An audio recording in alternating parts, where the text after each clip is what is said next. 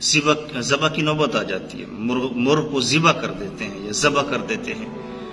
دکان پہ پہلا گاہک سودا لینے آئے تو وہ سودا لیے بغیر چلا جائے تو اس سے بھی بدشگونی لیتے ہیں، بدفالی لیتے ہیں۔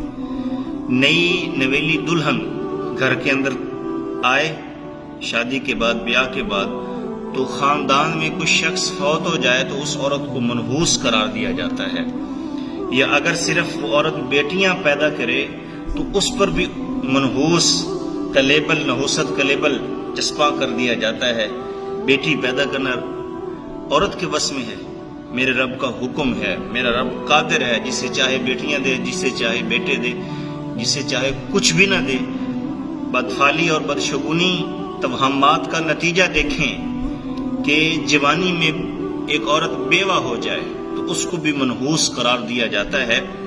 چھوٹا بچہ اگر کسی کے پاؤں کے نیچے سے یا ٹانگ کے نیچے سے، کسی کی ٹانگ کے نیچے سے گزر جائے تو عورتیں کہتی ہیں اس کا قد چھوٹا رہ جائے گا، یا مغرب کے بعد دروازے پہ نہیں بیٹھنے دیتی کہ بلائیں گزرتی ہیں۔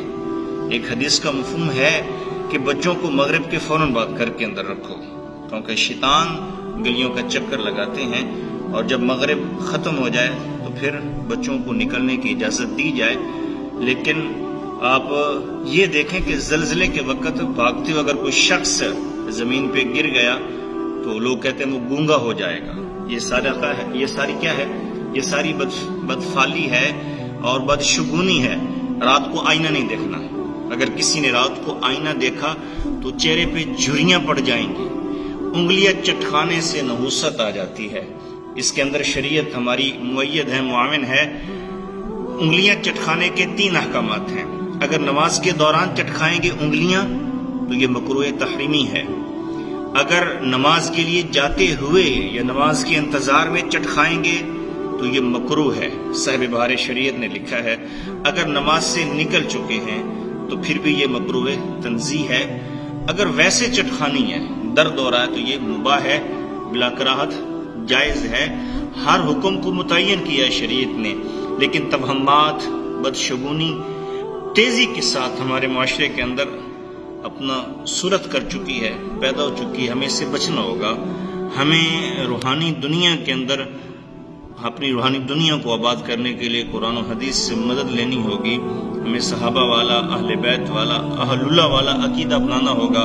میرے حضور نے احد کے میدان پہ دعا کی تھی، مالک ساری تعریفیں تیرے ذات کے لیے ہیں، جس سے تو کشادگی دے اسے کوئی تنگی نہیں دے سکتا، اور جس سے تو تنگی دے اسے کوئی کشادگی نہیں دے سکتا۔ ہر کشادگی، ہر تنگی، ہر زوال، ہر عروج میرے رب کی طرف سے آنے والا ہے۔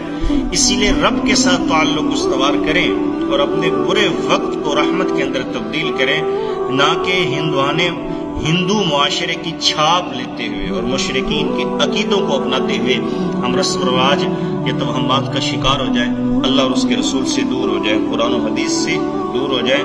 تو جیسا کہ بلی کالی رستہ کاٹ دے لوگ واپس کو لٹاتے ہیں۔